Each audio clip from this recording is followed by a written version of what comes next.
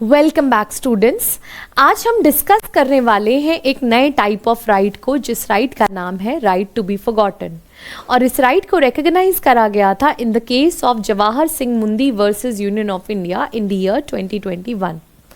तो होता क्या है कि पिटिशनर आते हैं यूएस से इंडिया इन द ईयर 2009, और जैसे ही वो इंडिया आते हैं तो उनके अगेंस्ट एक केस फाइल हो जाता है अंडर द एनडीपीएस एक्ट और 1985 narcotic drugs and psychotropic substances act.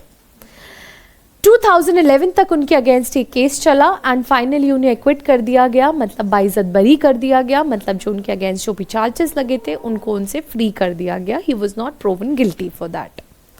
अब उसके बाद क्या हुआ कि वो अपनी पढ़ाई करने वापस यूएस चले गए। सारी एकेडमिक क्वालिफिकेशंस कंप्लीट करने के बाद जब वो इंडिया वापस आए और उन्होंने अलग अलग जगह जॉब्स के लिए अप्लाई करा, तो वो एक ही टाइप की प्रॉब्लम हर जगह फेस कर रहे थे। वो ये था कि जब भी कोई एम्प्लॉयर उनका बैकग्राउंड चेक कर रहा था उनको हायर करने से पहले, तो हमेशा ये केस शो हो रहा था उनके अगेंस्ट जो चला था।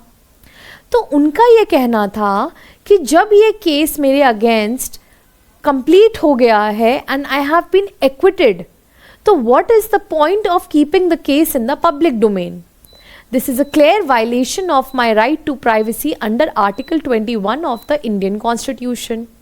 He therefore in his petition requested the following respondents to completely remove the case. And in respondents में से सिर्फ और सिर्फ Vlex.in ने इस केस को रिमूव करा जो उनके अगेंस्ट था।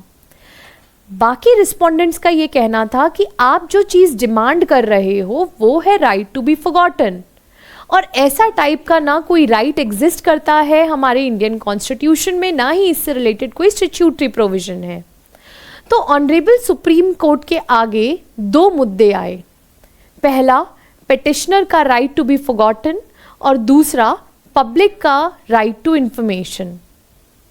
तो ऑनरेबल सुप्रीम कोर्ट ने कहा कि इंडिया में राइट टू बी फॉरगॉटन जैसा कोई भी फंडामेंटल राइट नहीं है, पर सुप्रीम कोर्ट ने साथ ही साथ एक यूरोपियन कोर्ट का रेफरेंस लिया और ये कहा कि ऐसा ही टाइप का केस वहाँ पे भी आया था, और वहाँ पे एक पर्सन के अगेंस्ट एक केस चला था, और उस केस में ये होल्ड करा गया था कि अगर कोई भी पर्सन से रिलेटेड कोई भी इंफॉर्मेशन डली है किसी भी वेबसाइट में, और वो अपने कोई भी पेक्यूनरी पर्पस को फुलफ़िल करने के लिए कोई इन्फॉर्मेशन डाल रहे हैं, और वो इन्फॉर्मेशन अगर मिसलीडिंग है या इररेलेवेंट बन चुकी है, तो उसको डालने का कोई मतलब नहीं है किसी भी वेबसाइट में, सोशल वेबसाइट में या पब्लिक डोमेन में।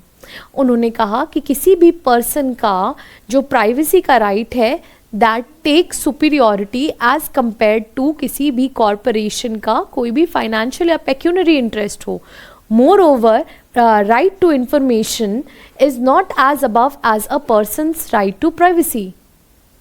साथ ही साथ इस केस में के.एस. पुत्तस्वामी का भी रेफरेंस लिया गया जो कि प्राइवेसी से रिलेटेड था। And finally honourable supreme court ने ये कहा कि अगर कोई भी इंफॉर्मेशन इररेलेवेंट है या मिसलीडिंग है और वो अब ज़रूरी नहीं है, तो उसको किसी भी पब्लिक प्लेटफॉर्म में रखने की ज़रूरत नहीं है, और जिस भी पर्सन के अगेंस्ट ऐसी टाइप की कोई भी इंफॉर्मेशन डली है तो उस पर्सन के पास पूरा राइट है कि वो इस इंफॉर्मेशन को हटवा सकता है। साथ ही साथ ऑनरेबल सुप्रीम कोर्ट ने कहा कि किसी भी पर्सन का राइट टू प्राइवेसी और right to be forgotten they go hand in hand, and therefore honourable supreme court had ordered the respondents to remove the case against him. इस case को पढ़ते हुए जो फॉलोइंग केसेस आपको screen में दिख रहे हैं वो भी ज़रूरी हैं।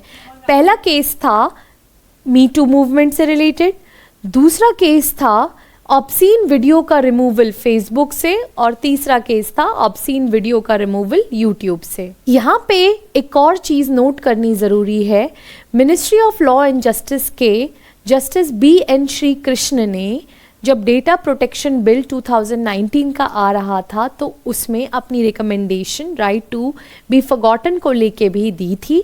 तो इस बिल के तहत राइट टू बी फॉरगॉटन को एक स्टैट्यूटरी राइट की तरह भी रिकॉग्नाइज किया गया था, और इस राइट के तहत एक पर्सन को एक प्रिविलेज मिल जाता है कि अगर उसके अगेंस्ट कोई भी मिसलीडिंग या इररिलेवेंट इन्फॉर्मेशन है तो वो हटवा सकता है। तो कैसी लगी आपको हमारी आज की video? Do let us know in the comment section. अगर वीडियो पसंद आई हो तो ज़्यादा से ज़्यादा लोगों को शेयर करें एंड हमारे चैनल को सब्सक्राइब करें। Thank you.